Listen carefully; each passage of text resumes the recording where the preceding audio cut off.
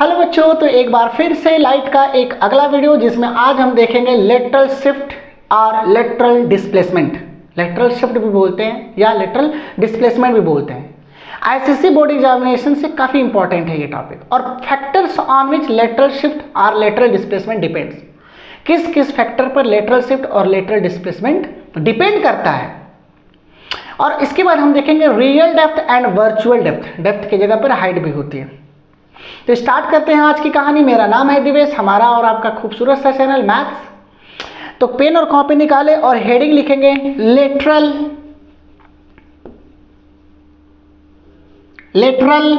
Shift. और इसको और एक चीज नाम देते हैं जिसका नाम है डिस्प्लेसमेंट। लेटरल शिफ्ट और डिस्प्लेसमेंट। अच्छा, क्लास 9th में डिस्प्लेसमेंट पढ़े होंगे, वो वाली डिस्प्लेसमेंट नहीं, the shortest distance from initial to final. हालांकि कॉन्सेप्ट थोड़ी मोड़ी वही होगा, लेकिन वो वाली नहीं है displacement. The shortest distance from initial to final point is called displacement. यहाँ पे परपेंडिकुलर डिस्टेंस होगा। बता डेफिनेशन लिखे ओके।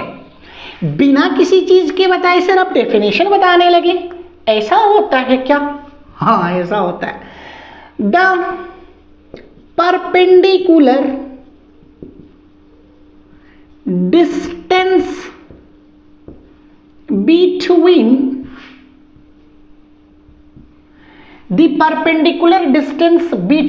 emergent ray। सर अब इमरजेंट रे क्या होता? इंसिडेंट रे सुने थे, रिफ्रैक्टेड रे सुने थे, रिफ्लेक्टेड रे सुने थे। इमरजेंट रे क्या होती है? The perpendicular distance बता रहे हैं, the perpendicular distance between emergent ray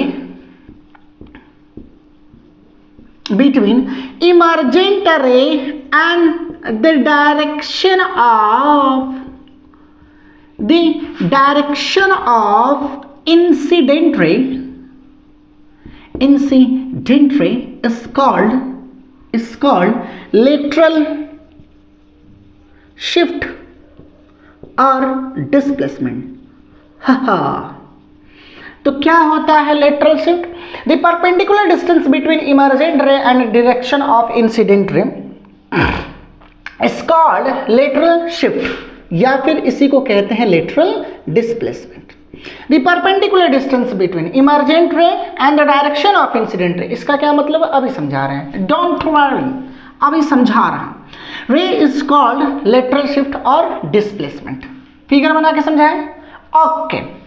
मान लो कि हमारे पास एक ग्लास स्लैब है,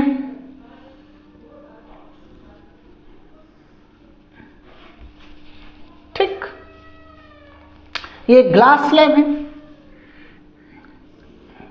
अच्छा, ये मीडियम हमारी एयर, ये तो ग्लास मालूम ही है, और ये भी क्या हो गया? एयर। लिख देते हैं GLASS, जिलास। सर ग्लास है, जिलास नहीं, ग्लास। हाँ ठीक। और ये इंसिडेंट रे, टचक, इंसिडेंट रे, ये इंसिडेंट रे।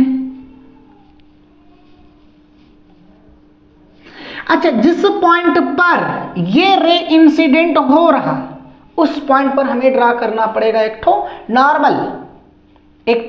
नॉर्मल। इस पॉइंट पर सरफेस के परपेंडिकुलर ड्रा करेंगे एक परपेंडिकुलर लाइन जिसका नाम होता है नॉर्मल। अच्छा, रे कहां से कहां जा रही? रेयरर मीडियम से डेंसर मीडियम में। When a ray of light goes from rarer to denser it bends towards the normal. तो ये रे नॉर्मल की तरफ कुछ बेंड कर जाएगा, ये रे नॉर्मल की तरफ कुछ बेंड कर जाएगा। छिच्छी सर, कैसा फिगर बना रहे हैं सर? नॉर्मल की तरफ बेंड कर जाएगा, नॉर्मल की तरफ बेंड कर जाएगा। ओके। अब इस सरफेस के लिए ये जो रे है बिहेव करेगी इंसिडेंट रे की तरह। इस सरफेस के लिए ये जो रे है वो इंसिडेंट रे था, और ये जो रे है वो रिफ्रैक्टेड रे था। किसके लिए? इस सरफेस के लिए। इसको सरफेस 1 बोल देते हैं, इसको सरफेस 2 बोल देते हैं। और इस सरफेस के लिए ये किसका काम करेगा? इंसिडेंट रे का। अब यहाँ पे क्या ड्रॉ करो? एक ठो नॉर्मल।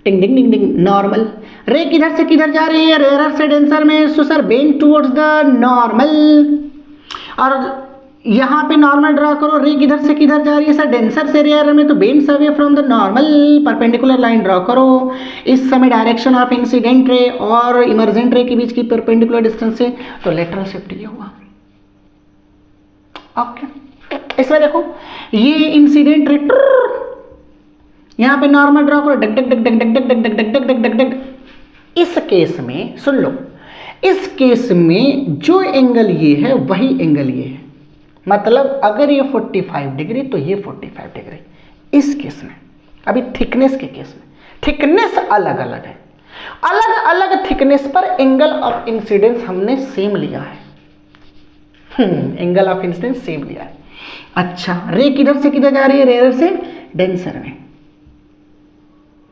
रेयर से डेंसर में, so bends towards the normal, rare से डेंसर में, बेंड्स टुवर्ड्स द नॉर्मल। अब डेंसर से किधर जा रहा, रेयर में, bends away from the normal, टिंग डिंग डिंग डिंग डिंग डिंग डिंग डिंग डिंग डिंग डिंग डिंग डिंग डिंग डिंग, परपेंडिकुलर डिस्टेंस देखो बढ़ गई, पहले ये था अब ये हुआ, परपेंडिकुलर डिस्टेंस बढ़ी। यहां पे देखो नॉर्मल, इंसिडेंट रे, एंगल आई, ओके। और यहां पे रे रेयर से किधर जा रहा, डेंसर मीडियम में, so bends towards the normal, normal बना दो इस सरफेस के लिए, so denser to rare bends away from the normal, टक टक टक टक टक, देख लो परपेंडिकुलर डिस्टेंस। जैसे जैसे ग्लास स्लैब की थिकनेस बढ़ी, परपेंडिकुलर डिस्टेंस बढ़ा। more the thickness of glass slab, more the lateral shift, more the lateral displacement. Number 2 clear हुआ। Number 2 important, the refractive index of the glass slab, और इसको medium भी लिख सकते हैं, जिस मीडियम में लाइट शिफ्ट मतलब बेंड कर रही है, रिफ्रैक्शन जिस मीडियम में हो रहा, medium. The refractive index of the glass slab यार medium, more the refractive index,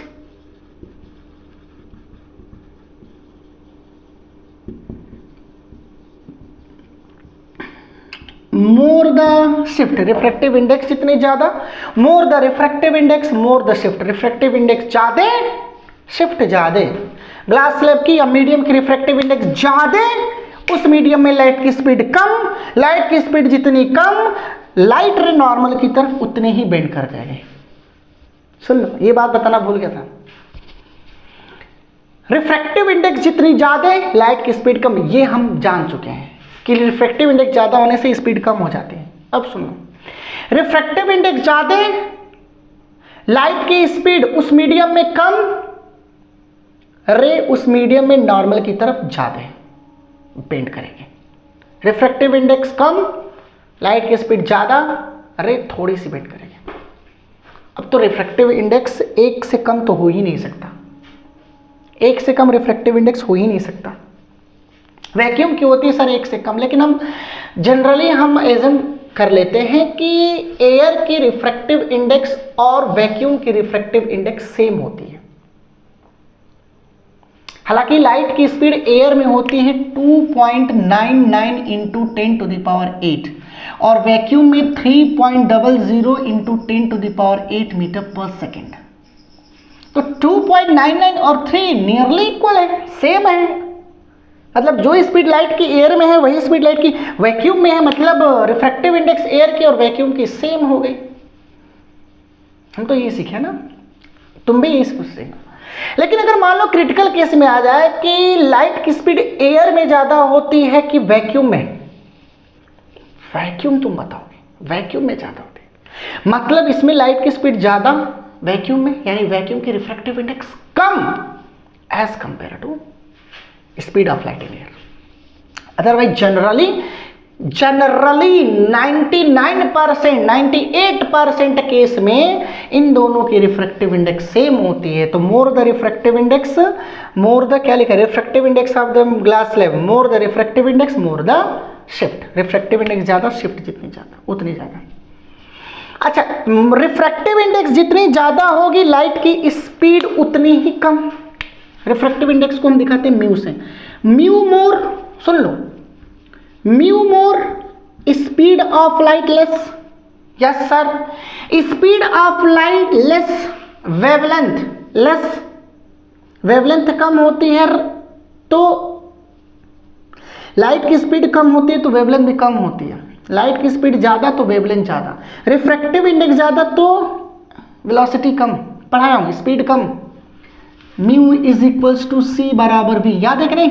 we ज़्यादा म्यू कम, वी कम म्यू ज़्यादा, यहाँ से वी बराबर सी अपान म्यू, म्यू ज़्यादा वी कम, म्यू कम वी ज़्यादा, म्यू ज़्यादा वी कम वेवलेंथ कम, वेवलेंथ कम। अब जरा बताओ किसकी वेवलेंथ कम होती है? सर हम एक चीज जानता है, V I B G Y O R, अगर सुन रखे हो तो ठीक है, नहीं तो सुन लो। V for violet, I for indigo, B blue, green, yellow, orange, red. अब तुम यहां से यहां चलते हो तो वेवलेंथ बढ़ती है। बताया हूं डे 1 जब लेक्चर स्टार्ट किया था लाइट का, तभी बताया था कि इधर से इधर चलते हो तो वेवलेंथ बढ़ती है। तो किसकी वेवलेंथ ज्यादा होगी? रेड कलर की। किसकी वेवलेंथ कम होगी? वायलेट कलर की। यानी वेवलेंथ किसकी कम होगी? वायलेट कलर की। यानी रिफ्रैक्टिव इंडेक्स किसकी ज़्यादा होगी? वायलेट कलर की। सबसे ज़्यादा बेंड कौन करेगा? मान लो इस पर दो लाइट आ रहा है, एक लाइट आ रहा है मान लो रेड, और एक मान लेते हैं कि लाइट आ रहा है यहाँ पे वायलेट, दोनों पैरेलल है। और हमने कहा कि इन दोनों में से कौन सबसे ज़्यादा बेंड करेगा, तो रिफ्रैक्टिव इंडेक्स किसकी ज़्यादा होगी। तो चेक करेंगे कि किसकी वेवलेंथ ज़्यादा होती है। तो रेड की वेवलेंथ ज़्यादा होती है वायलेट से, तो वेवलेंथ ज़्यादा, वेलोसिटी ज़्यादा, रिफ्रैक्टिव इंडेक्स कम, मतलब रेड की रिफ्रैक्टिव इंडेक्स कम, वायलेट की रिफ्रैक्टिव इंडेक्स ज़्यादा। यानी वायलेट नॉर्मल की तरफ ज़्यादा बेंड करेगी as compare to red. Violet ज़्यादा बेंड करेगी। क्वेश्चन ये भी है कि अगर दो रेस पैरेलल आ रहे हैं तो रिफ्रैक्शन के बाद क्या जो रिफ्रैक्टेड रहें या इमर्जेंट रहे, क्या वो दोनों पैरेलल रहेंगे? नहीं, अलग अलग लाइट के लिए वेवलेंथ अलग अलग होती है, जिसके कारण रिफ्रैक्टिव इंडेक्स चेंज हो जाती है।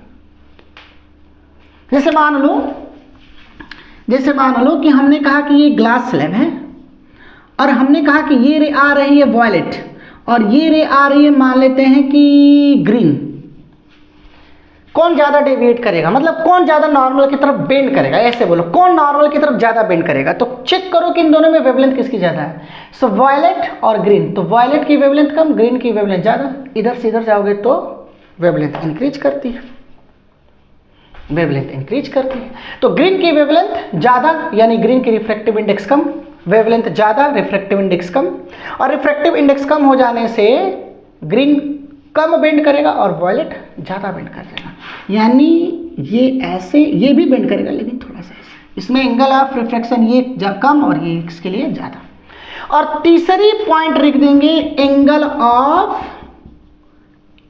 Of incidence. Angle of incidence, more angle of incidence, more angle I, more lateral shift, L shift लिख दे रहा हूं, लेटरल शिफ्ट। तो 3 पॉइंट का विशेष ध्यान दे रहे, याद करके जाएंगे, हालांकि समझ में आ गया होगा। तो मिलते हैं अगले वीडियो में, एक नया टॉपिक रहेगा जिसका नाम रहेगा रियल एंड वर्चुअल डेप्थ। धुआं कर देंगे कॉन्सेप्ट को। तो पढ़ाई करते रहो, ऑल द वेरी बेस्ट।